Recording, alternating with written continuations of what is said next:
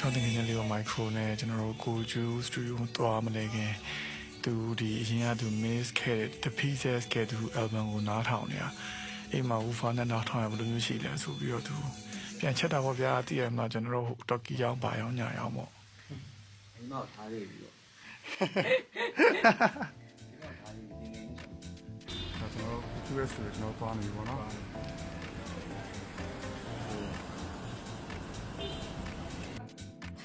ရောက်ပါပြီဗျာ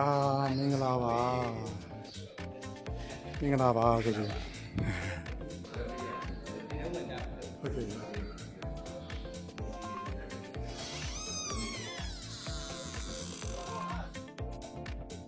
ကျွန်တော်ဆက်ဆာဝင်သွားခြင်း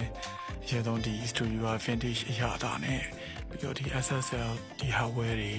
fusion drive တွေလုံးဝစုံနေရဗျာပျော့စရာကြီးတွေမှာ studio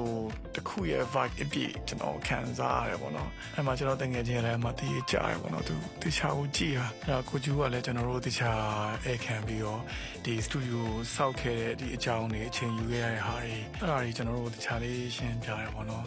တော်တော်လေးအားရကျင်တဲ့ဖို့ကောင်းပါတယ်ဒီ studio ကထွက်တဲ့ result ကလေကျွန်တော်တို့ရောက်သွားတော့studio မှာ recording ရှိနေရတယ်ကျွန်တော်လည်းဘယ်လိုမျိုးဖန်လဲဘယ်လိုမျိုးလုပ်လဲဆိုတော့လည်းကျွန်တော်ဝင်ပြီးလေ့လာခဲ့တယ်ပေါ့နော်ဒီကအတန်ဖန်တဲ့ညီလေးကလည်းတော်ကြပါတယ်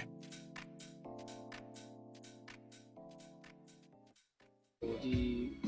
ကျွန်တော် web plugin နဲ့အကောင်တော့တော့ကကျတော့ပြဿနာကလည်းဆိုတော့live ပါဒီကောင်တွေခံပြီးတော့မှ record လုပ်တာကျ latency ဘယ်လောက်ရှိရဲ့ short မရှိမှတ်တမ်းယူတယ်ဒီကောင်ကျတော့ real time draw နေ playback ပြန်